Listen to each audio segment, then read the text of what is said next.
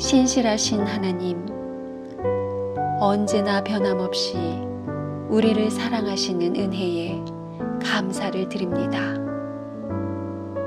주님 앞에 회개하는 마음으로 진실하게 나아갑니다.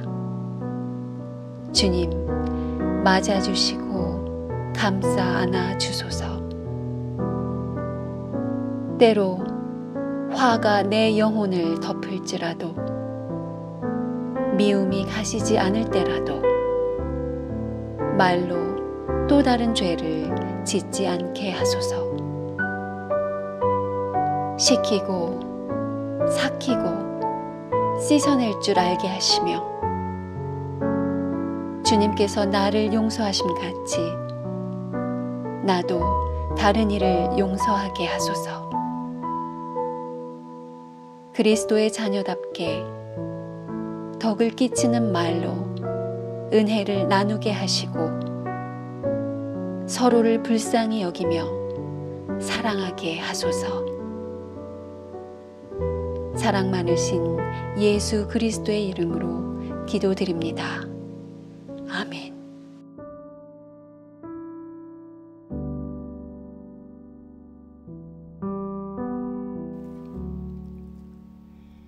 바울 사도가 에베소에 보낸 거룩한 서신입니다.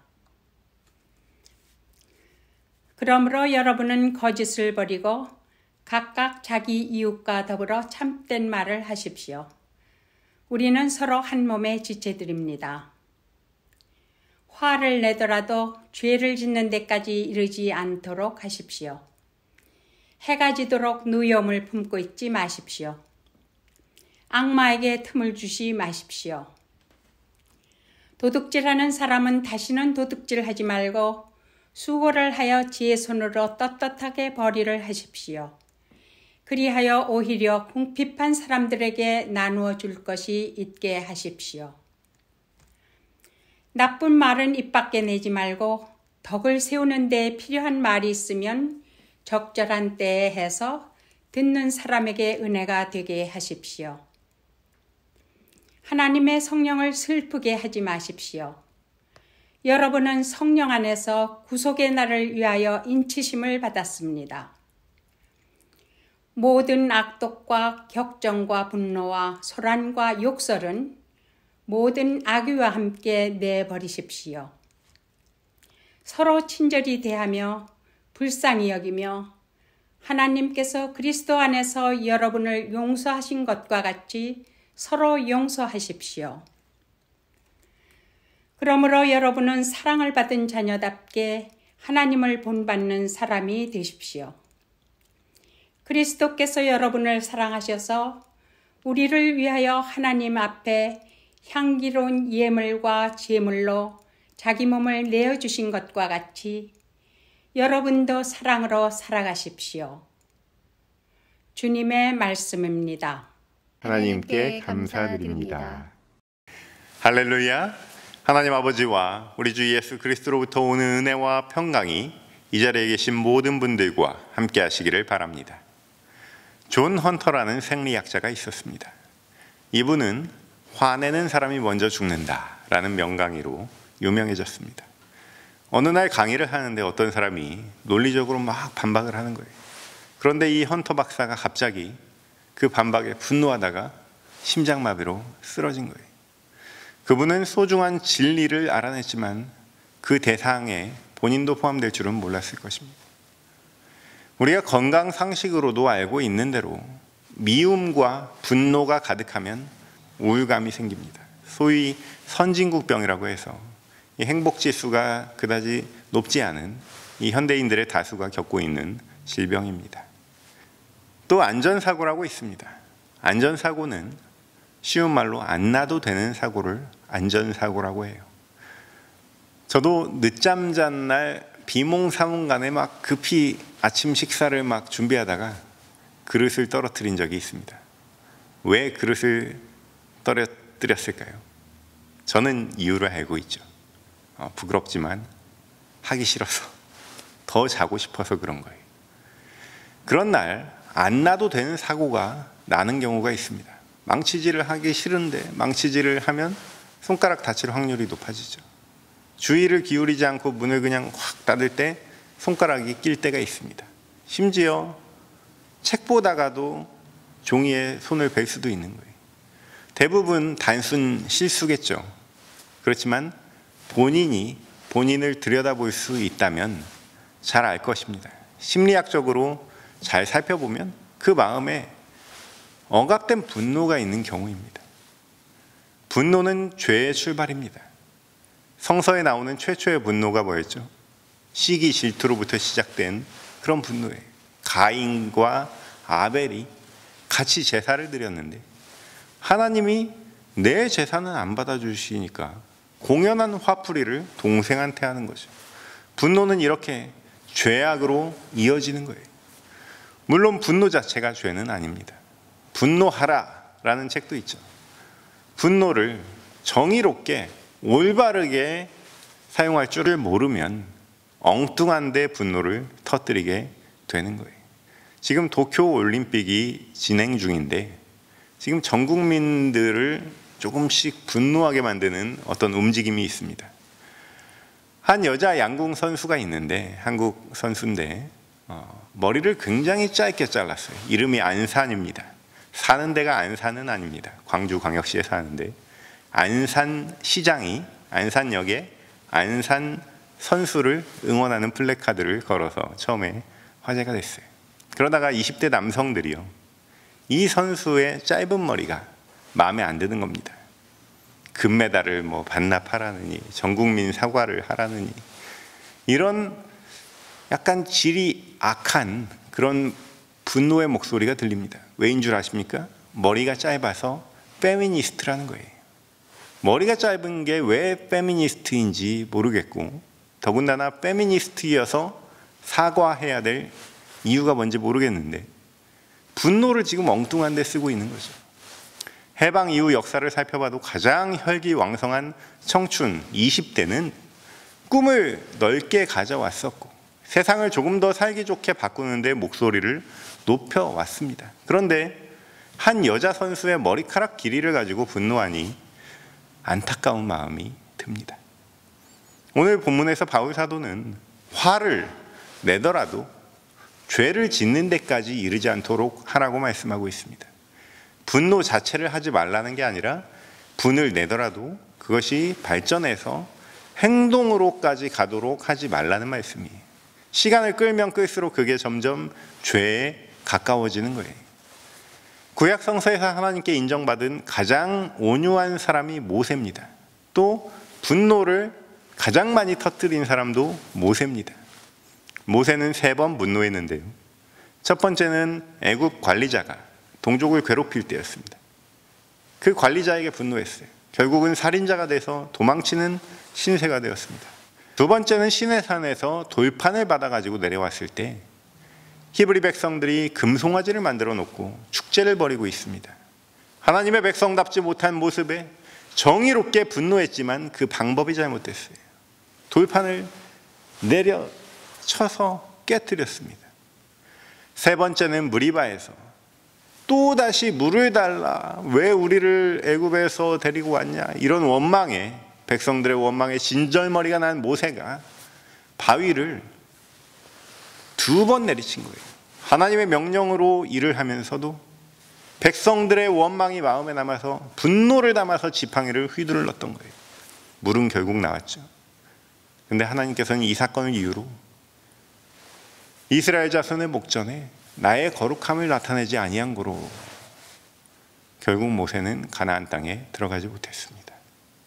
일평생을 하나님 보시기에 온유했더라도 삶으로 하나님의 거룩함을 드러내지 못한 대가였습니다. 저는 어린 시절에는 순한 사람이었습니다. 지금도 순해요. 부모님의 뜻을 거스르는 적이 없고 집에서는 장남으로서 부모님이 교회를 개척하셔가지고 집에 잘 안 계셨는데 부모님을 도와서 살림도 열심히 했습니다. 어머님은 늘 제 동생들에게 오빠한테, 형님한테 잘하라고 말씀하십니다. 제가 동생들을 키워줬다고 말씀을 하시는데 저는 특별히 기억에 남을 만한 동생들을 케어한 그런 적이 없어요.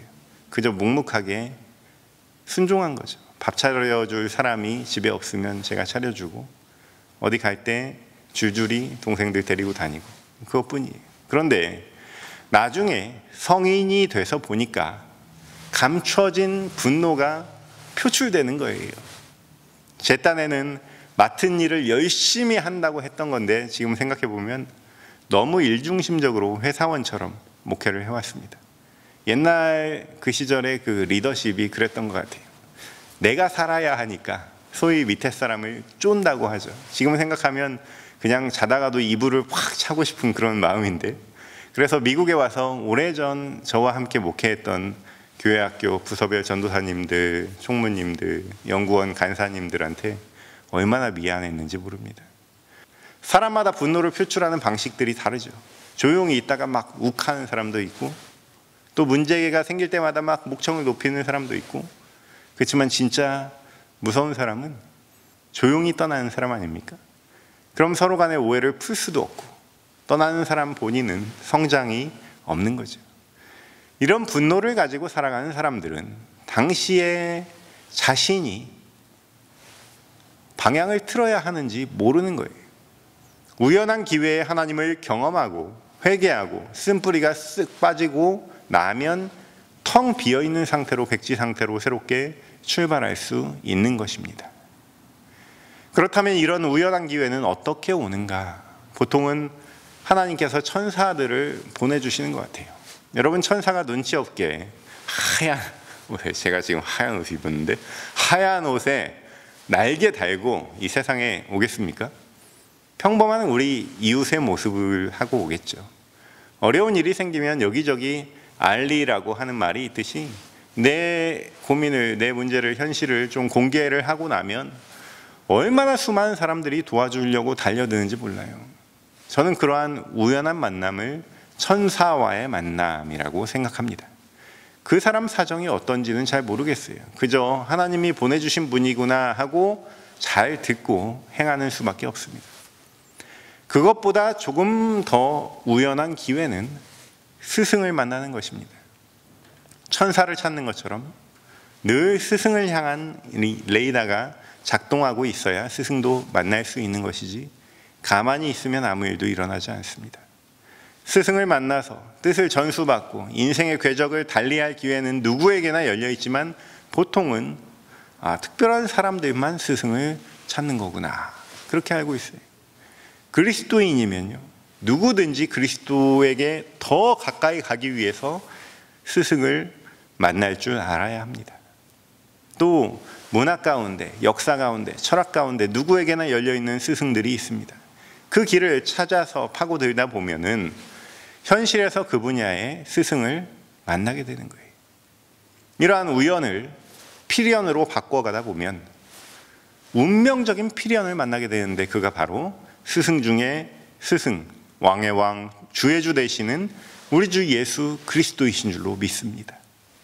우리가 구분해야 할 것은 이전에 그냥 무심코 만났던 그리스도와 내가 전심전력을 다해서 찾고 찾은 끝에 한 바퀴 돌고 다시 만난 그리스도는 다르다는 거예요.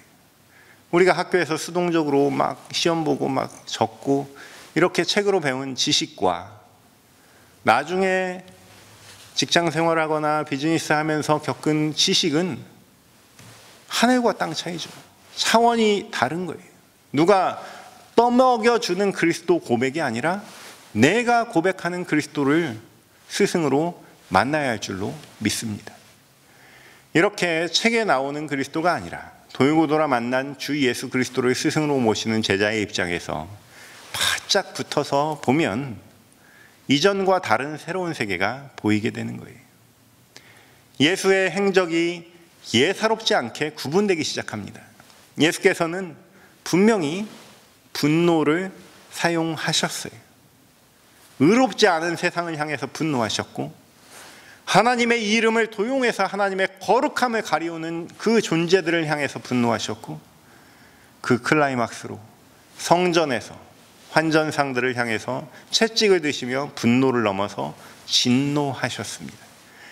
그러나 그러한 분노로 세상을 변화시키려던 예수께서는 자신을 못 박으라고 외치는 군중을 향해서, 혹은 자신을 십자가에 못 박고 있는 군인들을 향해서, 또 진리가 무엇이냐고 묻는 빌라도의 진심을 향해서 아무런 말씀도 하지 않으세요. 그렇게 우리 평범한 인생들과 달리 남을 향한 분노, 잘못된 언행을 향한 증오, 이런 것들에 반응하지 않으시고 우리 주님께서는 십자가 위에서 그저 서늘하게 내려다보십니다. 나를 따르려거든 자기 십자가를 지고 나를 따르라 라고 말씀하신 주님의 의도는 여기까지 이어지는 거예요. 평생을 주님을 따르고 헌신하더라도 사람은 누구나 두려움이 있고 자기 보호 본능이 있어서 자신의 존재와 지위와 명예와 자존심에 위협을 가하는 상대가 있으면 반사적으로 나도 모르게 화를 내게 되는. 그런데 주님의 길은 우리처럼 그렇게 중간에 뚝 끊기지 않는 거예요. 우리처럼 십자가의 도를 걷다가 다시 처음으로 돌아가는 그런 다람쥐 쳇바퀴 같은 그런 신앙 생활과 결이 다른 거예요. 유유하게 말없이 십자가를 지시고 우리를 향해서 손짓하십니다. 너도 너의 십자가를 지고 따라와. 나를 따른다면서, 나를 스승으로 모신다면서. 우리 마지막 2절 말씀을 함께 읽겠습니다. 그리스도께서 여러분들을 사랑하셔서 우리를 위하여 하나님 앞에 향기로운 예물과 제물로 자기 몸을 내어주신 것과 같이 여러분도 사랑으로 살아가십시오.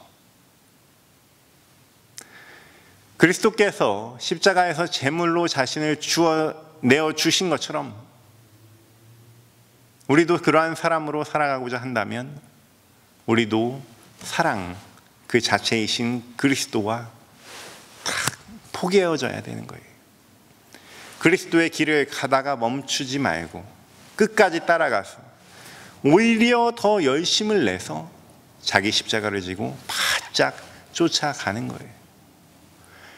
사랑하는 성도 여러분, 우리 속에 여기저기 뿌리 내리고 있는 쓴 뿌리들, 나도 모르게 무의식적으로 타오르는 분노들, 한국인이라면 누구나 갖고 있는 가슴 속에 맺혀있는 한들, 이러한 분노를 치유하는 길은 십자가뿐인 줄로 믿습니다.